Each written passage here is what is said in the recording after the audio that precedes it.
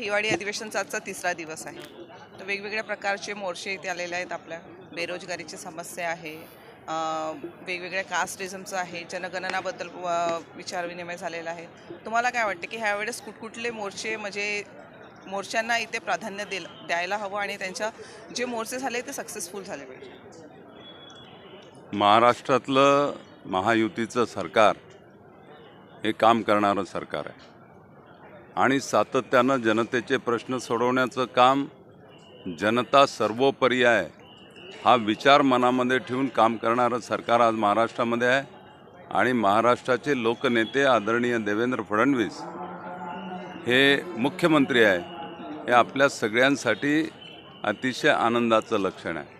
आणि पारदर्शी कारभार करत जेव्हा जेव्हा केवळ अधिवेशनातच नाही तर ज्या ज्या वेळेस लोकांकडून लोकसमस्या निर्माण झाल्या तेव्हा तेव्हा ह्या समस्याचं निवारण करण्याचं काम, ह्या समस्या प्रभावीपणे सोडवण्याचं काम आपलं सरकार, आपले मुख्यमंत्री हे सातत्यानं निश्चितपणे करत आहेत.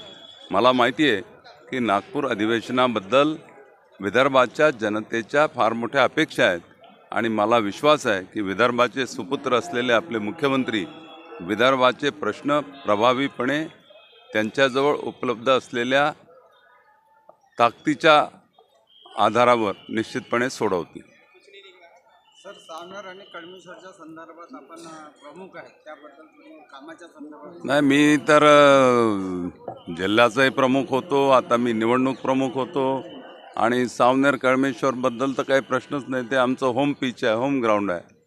आणि आपल्याला माहिती आहे की आत्ताच नगरपालिका नगरपंचायतच्या निवडणुका झाल्या आणि 27 नगरपालिका नगरपंचायतच्या निवडणुका नागपूर जिल्ह्यामध्ये झालेल्या आहेत. आणि या 27पैकी 22च्या वर नगराध्यक्ष केवळ भारतीय जनता पार्टीचे निवडून येतील, एवढं जबरदस्त काम या निवडणुकीच्या निमित्तानं आम्ही केलेलं आहे.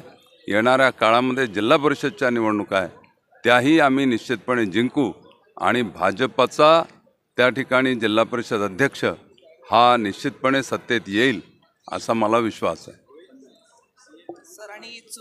नाही, जनगणना तर दर 10 वर्षांनी जनगणना व्हायला पाहिजे, पण करोना असल्यामुळे आपल्याला माहिती आहे की जनगणना 5-7 वर्ष आता उशिरा होते.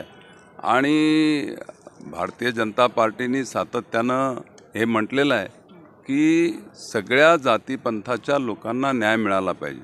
आणि म्हणून केंद्र सरकारने तर घोषणा केली आहे की SC STची तर जनगणना पहिलेही होत होती, आता OBC वर्गाची सुद्धा जनगणना होणार आहे.